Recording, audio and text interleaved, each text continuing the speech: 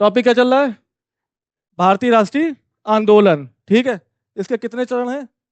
3 चरण हैं। 1885 से लेकर 1905, 1905 से 1919 दूसरा चरण, और तीसरा चरण 1919 से 1947। 1885 से लेकर 1905 तक का चरण पढ़ चुके हैं। क्या क्या पढ़ा हमने? रिवाइज करो सब लोग, अबे उसी से फायदा होगा। क्या क्या पढ़ा? हमने कांग्रेस की स्थापना देखी, उसके पीछे का सच देखा। उस सच को देखते हुए उन्होंने क्या देखा था कि कांग्रेस की स्थापना जो सेफ्टी वॉल के तहत हो रही है, वो किसका उद्देश्य की पूर्ति कर रहा है? अंग्रेजों की। और दूसरा जो वो है लाइटनिंग रॉड का कॉन्सेप्ट है, वो किसकी उद्देश्यों की पूर्ति कर रहा है? ठीक है। उसके बाद हमने क्या देखा था? कांग्रेस के महत्वपूर्ण अधिवेशन, जिसमें कौन कौन से देखे थे हमने?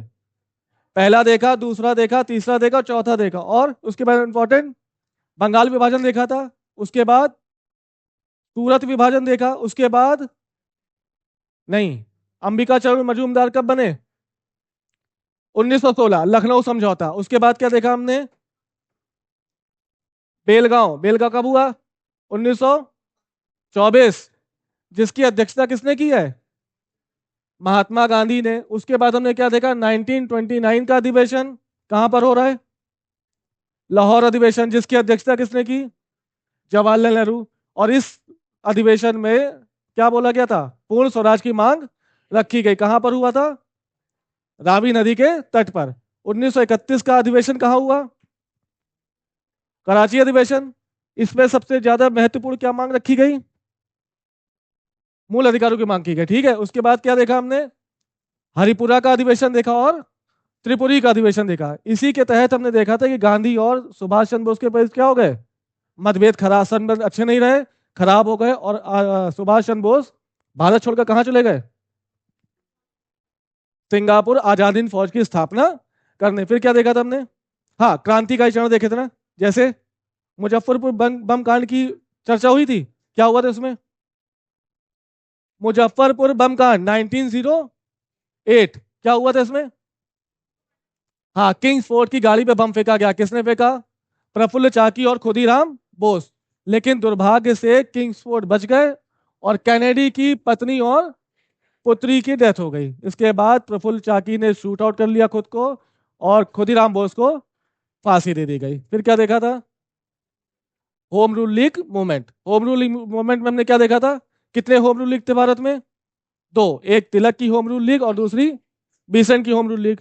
ये होम रूल शब्द, जो होम रूल शब्द है, कहां से आया? आयरलैंड। कौन किसने यूज किया? सबसे पहले रेमंड रेमंड टूटू ने किया था, और उसी से प्रेरित होकर भारत में होम रूल स्थापित हुआ। तिलक की होम रूल का क्षेत्र क्या है?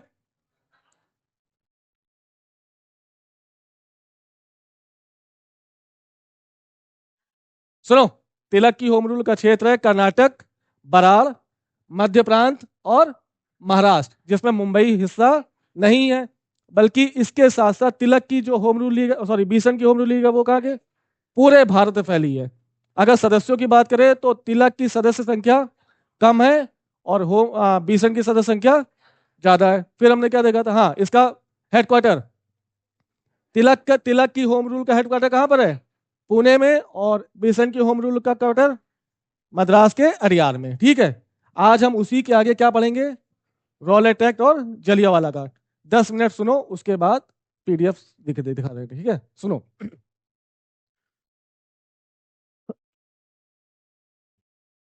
सुनो, देखो, ये चरण कैसा है?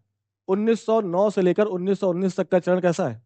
यहाँ पर जो भी भारतीय युवा हैं, वो उदारवादियों की विचारधारा और उग्रवादियों की विचारधारा से क्या हो गए? पूरी तरह से असंतुष्ट हो गए, और उन्होंने हथियार अपने हाथों में उठा लिए और कहा कि हम सर्वनाश करेंगे। किसका? अंग्रेजों का। यदि वो अंग्रेज एक हिंदुस्तानी मारेंगे तो हम कितने मारेंगे? दो। ये विचारधारा कहाँ फैली हुई है? भारतीय युवाओं के अंदर। यानी यहां पर यह वक्त ऐसा है जहां पे क्रांतिकारी अपने चरम बिंदु पर पहुंच चुके हैं, और कई सारे अंग्रेज अधिकारियों की हत्या कर चुके हैं। तो इन क्रांतिकारी प्रभाव को कम करने के लिए अंग्रेज सरकार कुछ प्रयास करेगी। उस प्रयास के तहत सबसे पहला काम क्या किया? रॉलेट एक्ट का गठन किया गया। यह रॉलेट एक्ट क्या है?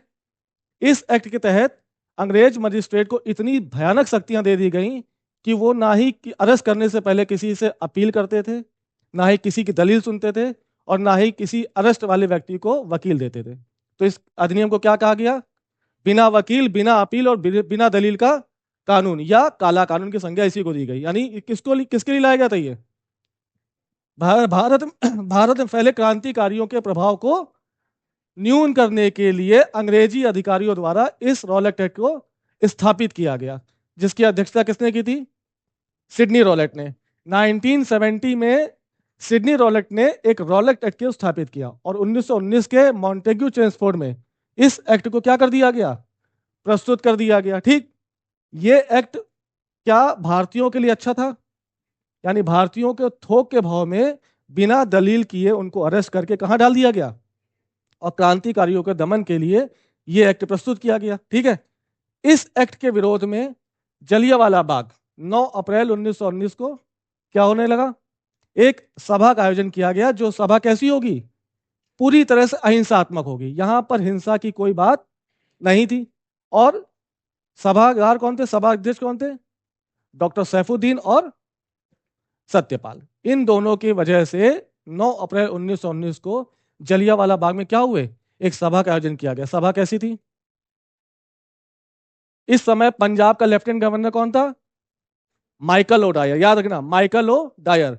और 10 अप्रैल 1919 को माइकल ओडायर, जो पंजाब का लेफ्टिनेंट गवर्नर है, उसने अमृतसर का पूरा प्रशासन किसको दे दिया? जनरल डायर को दे दिया, और कहा कि अब अमृतसर में कोई घटना घटेगी तो वो आप संभालिएगा। यानी प्रशासन को सही से व्यवस्थित करने के लिए पंजाब के लेफ्टिनेंट गवर्नर ने किसको बुलाया? जनरल डायर को। माइकल ओडायर अलग है, और जनरल डायर, गोली चलाने वाला कौन है? जनरल डायर, लेकिन गोली चलवाने वाला कौन है? Michael O'Dwyer. 10 अप्रैल को जनरल डायर को अमृतसर में कहा कर दिया गया?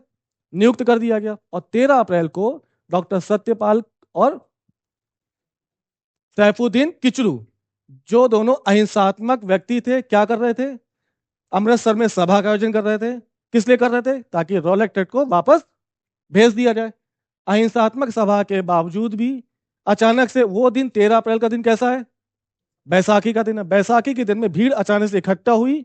अंग्रेजों को लगा कि ये हिंसात्मक हो जाएंगे, और क्या किया गया? उस पार्क के अंदर, जहां पर सिर्फ एक दरवाजा था और लंबी लंबी ऊंची ऊंची दीवारें, जहां पर कोई व्यक्ति भाग नहीं सकता था, भागने और निकलने का रास्ता एक, वहां पर पूरी सेना घेरी, और क्या किया गया? एक ब्रूटल शूट आउट किया गया। ठीक, जिसमें सरकारी रिपोर्ट कहती है कि उसमें सिर्फ 376 लोग मारे गए, जबकि वास्तविकता क्या है? 1000 से ऊपर लोग मारे गए। यह निर्मम हत्याकांड कब हो रहा है? 13 अप्रैल 1919 में। और इस समय यहां पर कई भारतीय राजनेताओं के मन में जो अंग्रेजों के प्रति सहानुभूति थी, वो क्या हो गई? पूरी तरह से खत्म हो गई। जो रविन्द्रनाथ टैगोर, जो नाइटहुड की उपाधि प्राप्त कर रहे हैं, उन्होंने इस हत्याकांड के बाद क्या कर दिया? अपनी नाइटहुड की उपाधि त्याग दी। एक शंकरन नायर नाम के व्यक्ति हैं, जो वायसराय की कहानी में क्या है? वायसराय के एग्जीक्यूटिव में मेंबर हैं। कौन है? एक है व्यक्ति शंकरन नायर।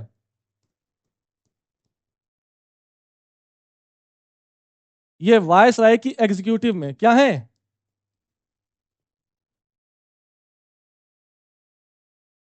में सदस्य हैं। वो अपनी सदस्यता त्याग देंगे। इसी दौरान महात्मा गांधी को कौन सी उपाधि मिली है?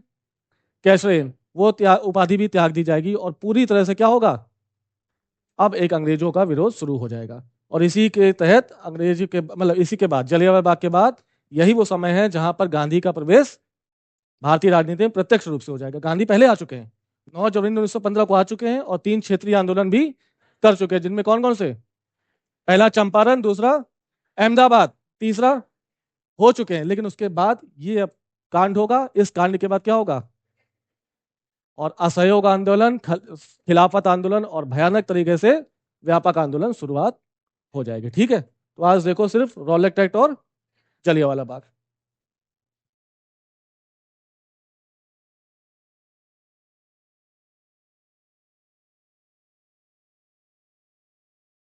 अबे हम जैसे इधर घूमते तो लोग बातें करने लगते भाई। चलो देखो क्या लिखा है। क्रांतिकारी प्रभावों को समाप्त करने के लिए 1917 में एक व्यक्ति, जिनका नाम क्या है? सिडनी रॉलेट, उसकी अध्यक्षता में एक कमेटी का गठन किया गया। किस लिए किया गया? ताकि क्रांतिकारी प्रभावों को भारतीय राजनीति से क्या कर दिया जाए, समाप्त कर दिया जाए। ठीक है। कमेटी के सुझावों के आधार पर 1919 के मॉन्टेग्यू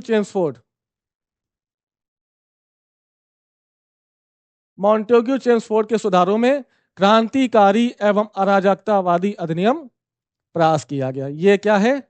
इसी को हम आमतौर पे किस नाम से जानते हैं? रॉलेट एक्ट, जिसका वास्तव का नाम क्या है? The revolutionary and anarchical act. ठीक है। यूपीएससी ने रॉलेट एक्ट नहीं पूछा, क्या पूछा? ये पूछा है।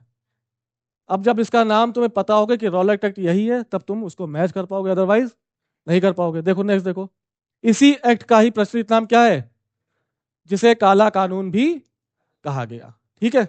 कब पास हुआ? 1919 में। किस सुधारों के तहत? मॉन्टेग्यू चेम्सफोर्ड के सुधारों के तहत। और किसने अध्यक्षता की इसकी? Sydney Rowlatt. कब आया ये समिति, कब बनी? 1917। नेक्स्ट देखो, 1917।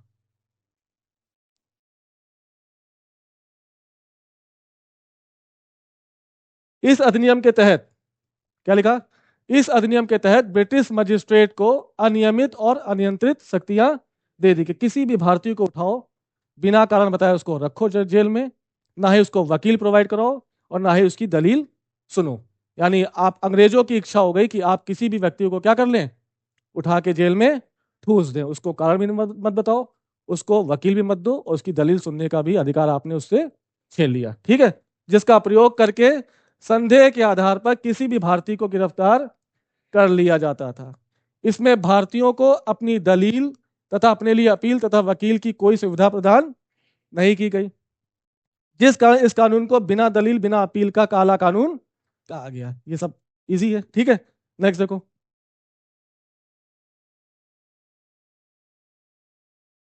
इस कानून के तहत, वही जो कहानी भी बताई, इस कानून के तहत पंजाब के लेफ्टिनेंट गवर्नर, जिनका नाम क्या है,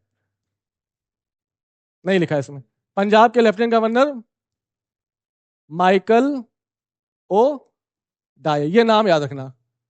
अगर पूछा जाए कि गोली चलाने का आदेश किसने दिया, गोली चलाई किसने, गोली चलाने का आदेश किसने दिया? माइकल ओ डायर ने। गोली चलाई किसने? देखो कैसे, 9 अप्रैल 1919 का समय, और उसमें पंजाब का लेफ्टिनेंट गवर्नर कौन है? उसको पता था कि अमृतसर में क्या होने वाला है, कांड नहीं, बैसाखी का दिन है, यहाँ पे लोग इकट्ठा होंगे और रॉलेट एक्ट का क्या करेंगे, विरोध करेंगे। उस विरोध को दबाने के लिए उसने अपनी सारी शक्ति किसको ट्रांसफर कर दी?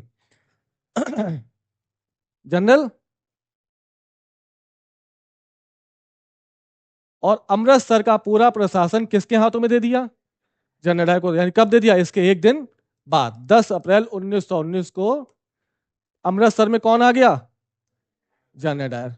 10 अप्रैल 1919 को पंजाब के lieutenant governor Michael O'Dwyer ने अमृतसर का प्रशासन संभालने का अधिकार किसको दे दिया? ये है कमीना आदमी, क्या कर देगा? ये किसी को कोई भी वो नहीं देगा चेतावनी, ये क्या करेगा? तुरंत कहेगा मारो। बैसाखी के दिन 13 अप्रैल 1919 को इन दोनों नेताओं की गिरफ्तारी के लिए, किन दोनों नेताओं की? डॉक्टर सत्यपाल और डॉक्टर सैफुद्दीन किचलू, ये नाम याद रखना। ठीक है। में जलियांवाला बाग में अहिंसक सभा का आयोजन किया गया। उद्देश्य क्या था उनका? कि भाई रॉलेट एक्ट लग गया ना, रॉलेट एक्ट पारित हो चुका है, रॉलेट एक्ट के तहत किसको अरेस्ट किया गया? ना ही इनको अरेस्ट होने का अधिकार दिया, मतलब सॉरी, ना ही कारण बताया, ना ही इनकी दलील सुनी, ना ही इनको वकील प्रोवाइड कराया, और क्या कर दिया इनको? तो इनके कुछ जो सहयोगी हैं वो क्या करेंगे? सभा करेंगे अहिंसात्मक और विरोध करेंगे किसके साथ? रॉलेट एक्ट का। लेकिन इस अहिंसात्मक विरोध के बावजूद भी जनरल डायर ने क्या कर दिया? एक भयानक निर्मम हत्याकांड को अंजाम दे दिया। और इस दिन को हम क्या जानते हैं? एक निर्मम हत्या का, ओपन फायर का आदेश दिया था, जो भी दिखे उसको क्या करो, गोली मार दो, चाहे वो 60 साल का बूढ़ा हो, चाहे वो 6 साल का बच्चा हो, चाहे वो पुरुष हो, चाहे वो महिला हो। सोच रहे हो अंग्रेजों का अत्याचार क्या हुआ इसके बाद? बस उसके बाद कुछ नहीं। क्या हुआ? हाँ बहुत कुछ बोलेंगे अभी, देखना। इस हत्याकांड के विरोध में रविन्द्रनाथ टैगोर ने अपनी नाइटहुड की उपाधि, और शंकरन नारायण ने वायसराय की कार्यकारिणी से। ये क्या है बताओ? द एग्जीक्यूटिव ऑफ वायसराय, ये क्या है?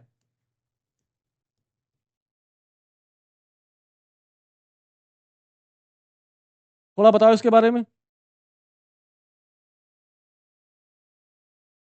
वायसराय शब्द की उत्पत्ति कब हुई भारत में, मतलब वायसराय शब्द कब आया? 1857 क्रांति के बाद भारत शासन अधिनियम आया, कौन सा? 1858। और इसके बाद क्या कहा गया कि भारत से ब्रिटिश ईस्ट इंडिया की का शासन समाप्त कर दिया गया, और शासन का अधिकार किसको दे दिया? ब्रिटिश क्राउन के अधीन। यानी अब भारत में शासन कौन संभालेगा? ब्रिटिश महारानी कौन है इस समय? कौन है? विक्टोरिया। और अब भारत में शासन कौन संभाल रहा है? भारत में शासन कौन संभाल रहा है अब? विक्टोरिया। इसी के तहत, सुनो ध्यान सुनो यार, इसी एक्ट के तहत एक नए पद का सृजन हुआ जिसको हम किस नाम से जानते हैं?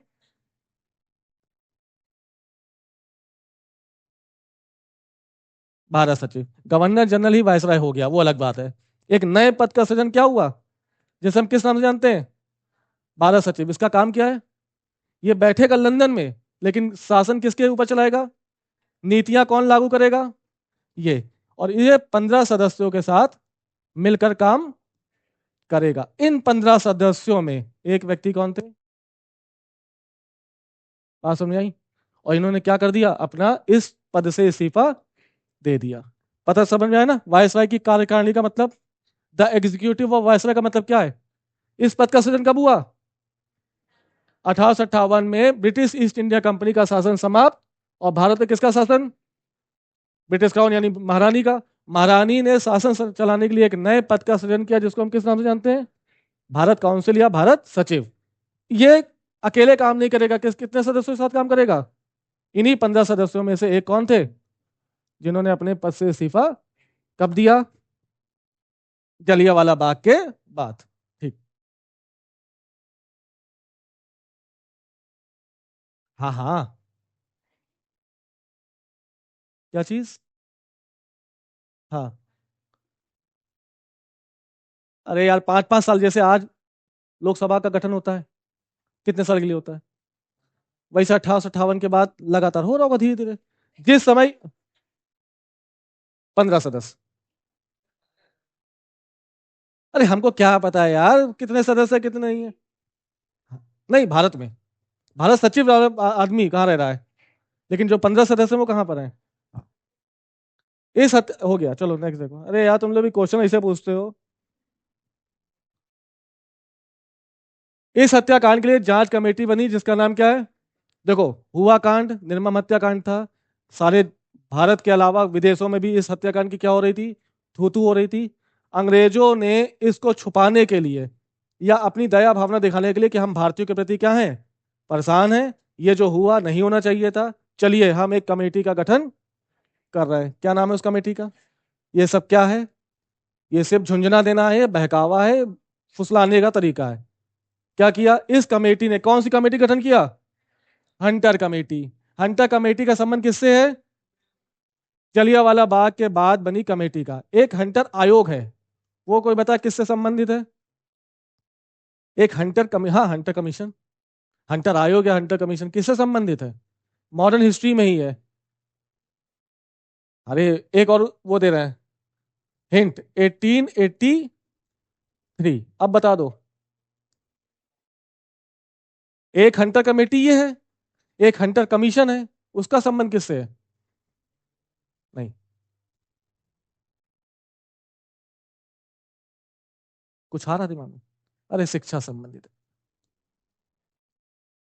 पहला वुड डिस्पैच बना 1854। चार्ल्स वुड डिस्पैच का नाम सुना है? नहीं सुना? चार्ल्स का वुड डिस्पैच। उसके 30 सालों बाद एक और कमीशन का गठन हुआ, किसके संबंधित है? उसी को हम किस नाम से जानते हैं? Hunter commission. वो हंटर कमीशन है, ये हंटर कमेटी है। इस कमेटी में 3 भारतीय भी थे। कौन कौन से? CH सीतलवाड़, जगत नारायण और सुल्तान अहमद। अंग्रेजों ने देखो कमेटी बनाई, लेकिन भारतीयों को क्यों रखा? ये दिखाना चाह रहे हैं कि देखो जो कमेटी जांच करेगी ना वो बिल्कुल कैसी होगी, निष्पक्ष होगी। क्यों होगी? क्योंकि इसमें कितने हैं, 3 भारतीय हैं। ये सब बहकावा है। सॉरी, सीएल, ठीक है, सीएल सीतलवाल, ठीक है, चमन लाल सीतलवाल, ओके। फिर जगत नारायण और सुल्तान अहमद खां। रिपोर्ट में जनरल डायर द्वारा गोली चलाना पूर्णतः क्या कहा गया, देख लो, कि जो गोली चलाई है वो बिल्कुल जस्टिफाई है, कोई दिक्कत नहीं है। उन्होंने रिपोर्ट में कहा कि भीड़ क्या थी, अचानक से अनियंत्रित हो गई थी। अगर हम गोली ना चलाते तो सारे अंग्रेज क्या हो जाते, मारे जाते। इसलिए गोली चलाना उचित है। किसने कहा?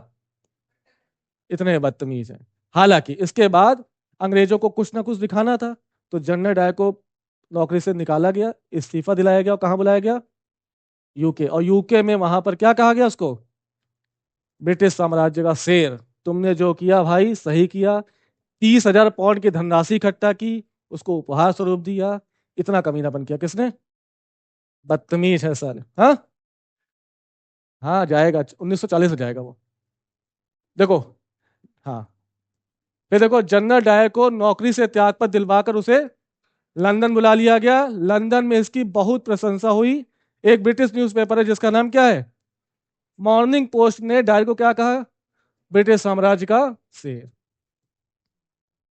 इसी मॉर्निंग पोस्ट ने 30,000 रुपए, सॉरी 30,000 पाउंड इकट्ठा किए और किसको उपहार स्वरूप दे दिए, जनरल डायर को, कि तुमने जो काम किया वो सही किया, ठीक है। मार्च 1940 में इस बदतमीज आदमी को, सॉरी इस बदतमीज को नहीं, इस बदतमीज आदमी को एक बहादुर आदमी मारेगा जिसका नाम क्या है, उधम सिंह। कब मारेगा? घटना कब हुई? 1919 में। 20 साल तक खून पी के भाई रहेंगे। 1940 में कहाँ जाएंगे? लंदन। लंदन में जाके माइकल ओडायर को 20 सभा में कितनी गोली मारेंगे?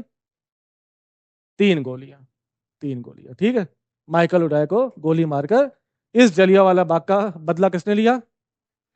उधम सिंह, ठीक है। जाके मूवी देखना, किसकी है, विक्की कौशल की है, जाके देखो, बढ़िया मूवी है। हत्याकांड के बाद देखो क्या हुआ थोड़ा सा। कांग्रेस ने भी इस हत्याकांड की जांच के लिए एक कमेटी का गठन किया जिसका नाम क्या है, यह पूछा गया है। तहकीकात कमेटी का संबंध किससे है? जलियांवाला हत्याकांड की समीक्षा करने के लिए किसने बनाया? कांग्रेस ने। इसमें मदन मोहन मालवीय को अध्यक्ष पद दिया गया और कमेटी की ड्राफ्टिंग किसने की? महात्मा गांधी ने, ठीक है। देखो, तहकीकात कमेटी के अध्यक्ष मदन मोहन मालवीय, कमेटी की ड्राफ्टिंग किसने की? महात्मा गांधी ने की। इंपॉर्टेंट, याद कर लेना। कुछ अंग्रेजों ने भी इसको बुरा कहा। क्या कहा? कि it is a preventive murder. कौन? जलियांवाला बाग। जलियांवाला बाग क्या है? एक निवारक हत्या है। किसके द्वारा कहा गया ये बात? मॉन्टेग्यू कौन है इस समय? भारत सचिव। यही है जो भारत सचिव के पद पर, और इसी के भारत सचिव के पद पर कौन है? मॉन्टेग्यू। और चेम्सफोर्ड कौन है? वायसराय। यही कार्यकारिणी के सदस्य से कौन इस्तीफा देंगे? इसकी कार्यकारिणी में कौन है? शंकरन नारायण। इसी के पद से इस्तीफा वो दे देंगे। सीएफ एंड्रूज ने इसको क्या कहा? जानबूझकर की गई कुरु हत्या, ठीक है। फिर से रुको, रॉलेट एक्ट कब आया? किसकी अध्यक्षता में लाया गया? सर सिडनी रॉलेट की अध्यक्षता में 1917 में, और 1919 के मॉन्टेग्यू चेम्सफोर्ड में इसको क्या कर दिया गया? लागू कर दिया गया। यह कानून कैसा है? इसमें गिरफ्तार किए गए व्यक्ति के कोई अधिकार नहीं है, आप कारण नहीं बताएंगे, आप अपील नहीं कर सकते, आप दलील नहीं पेश कर सकते, आप अपने मनपसंद का वकील। इससे क्या हुआ? इस एक्ट का विरोध, इस एक्ट का मिसयूज हुआ। किसने किया? अंग्रेजों ने। और कई सारे क्रांतिकारी भाइयों को क्या कर दिया? जेल के अंदर डाल दिया, बिना किसी अरेस्ट वारंट के, बिना किसी अपील के, बिना किसी दलील के। इस क्रूर विधेयक का, इस क्रूर कानून का क्या हुआ? भारत के संपूर्ण हिस्से पे विरोध हुआ। इस हिस्से की एक वो चिंगारी में कहा दिखी? जलियांवाला बाग। स्टार्टिंग 9 अप्रैल 1919। इस समय पंजाब के लेफ्टिनेंट गवर्नर कौन है? Michael O Dyer. 10 अप्रैल थोड़ी सी सुगबुगाहट थी जनता के बीच कि 13 अप्रैल को जलियांवाला बाग के पास कई सारे लोग इकट्ठा होंगे और स्थिति क्या हो सकती है, नियंत्रण के बाहर हो सकती है। तो माइकल ओडायर ने किसको निमंत्रण दिया, जनरल डायर को, और अमृतसर का पूरा प्रशासन किसके हाथों में दे दिया, जनरल डायर के हाथों में। और जनरल डायर से कहा गया कि आप प्रशासन को संभालेंगे। 13 अप्रैल 1919 का दिन आया, क्या हुआ, बैसाखी का दिन चल रहा था, जलियांवाला बाग रॉलेट एक्ट के विरोध में एक सभा का आयोजन किया जा रहा था। कहां पर, जलियांवाला बाग में, जिसमें कौन से प्रमुख नेता थे, डॉक्टर सत्यपाल और सैफुद्दीन किचलू की गिरफ्तारी के विरोध में एक सभा का आयोजन होना था। कहां पर, जलियांवाला बाग में। सभा हुई, हुई। कैसी थी सभा, हिंसात्मक या अहिंसात्मक, अहिंसात्मक। अहिंसात्मक सभा होने के बावजूद भी माइकल ओडायर ने क्या किया, सॉरी जनरल डायर ने क्या किया, गोली चलाने का आदेश। सरकारी रिपोर्ट के अनुसार कितने लोग मारे गए, 376, 324 है, सरकारी आंकड़ा याद नहीं है, लेकिन नहीं वो किताब अलग है, सुमित सरकार में 324 है, 376 है। फैक्ट तो फैक्ट ही होता है ना। और कितने लोग मारे गए थे, वास्तविक में कितने मारे गए, लगभग 1000 से ऊपर। यानी निर्मम हत्याकांड था, एक ब्रूटल वो था, मर्डर था, ठीक है, जिसमें कई सारे निहत्थे आदमी मारे गए। इसके लिए क्या हुआ फिर, इसके बाद क्या हुआ, इसके बाद भारतीय जनमानस में एक भयानक आक्रोश फैला। कई सारे नेताओं ने अपनी उपाधियां त्याग दी, जिसमें रविन्द्रनाथ टैगोर हैं, उन्होंने नाइटहुड की उपाधि त्यागी, महात्मा गांधी ने कैसरे हिंद की उपाधि त्याग दी, शंकर नारायण जैसे लोगों ने वायसराय की कार्यकारिणी से इस्तीफा तक दे दिया, ठीक। लेकिन जब इसका बहुत ज्यादा थू थू होने लगी जलियांवाला बाग की, तो अंग्रेजों ने एक कमेटी का गठन किया, जिसका नाम क्या है, हंटर कमेटी। इस हंटर कमेटी में 3 भारतीय थे, कौन कौन से, चमनलाल सीतलवाड़, एक, दूसरे जगत नारायण, तीसरे सुल्तान अहमद खां। इन भारतीयों को रखने के पीछे का कारण यह था कि चलो हम कमेटी बना रहे हैं और कमेटी भारतीयों से शासित होगी, इस वजह से कैसी रिपोर्ट देगी है, निष्पक्ष। हालांकि रिपोर्ट निष्पक्ष नहीं थी और जनरल डायर द्वारा किए गए कृत्य को क्या कहा गया, न्यायोचित बताया गया कि अगर आपने जो किया वो सही किया। ऐसी परिस्थिति बन गई थी, आपको गोली चलाना जरूरी हो गया था। उसके बाद जनरल डायर को क्या दिलवाया गया, नौकरी से इस्तीफा दिलवाया गया और कहां बुलाया गया, लंदन। मॉर्निंग पोस्ट नामक अखबार ने इनको ब्रिटिश साम्राज्य के शेर की संज्ञा दी और 30,000 पाउंड की राशि दी, ठीक है। लेकिन बदला भी लेने वाले लोग अभी भी जीवित थे और मार्च 1940 का दिन आएगा, उधम सिंह लंदन लंदन जाएंगे और किसको मार देंगे, कंफ्यूज मत होना, कंफ्यूज मत होना, बस इसलिए माइकल ओडायर को गोली मारेंगे। कहां गया ये, हाँ सुनो सुनो, अबे यार, गोली चलाने का आदेश किसने दिया, सॉरी, पंजाब का लेफ्टिनेंट गवर्नर कौन, माइकल ओ, इसने 10 अप्रैल 1919 को अमृतसर में किसको अपॉइंट किया,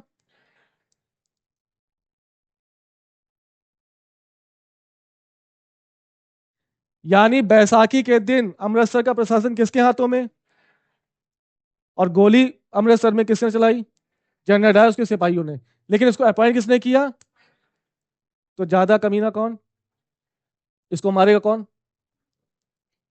ऊधम सिंह साहब, ठीक है। तो याद रखना, हत्याकांड के समय कौन है, जनरल डायर। अपॉइंट किसने किया, 1940 में कुत्ते की मौत मरेगा कौन। बस दैट्स इट, कल मिलते हैं, चलो बाय।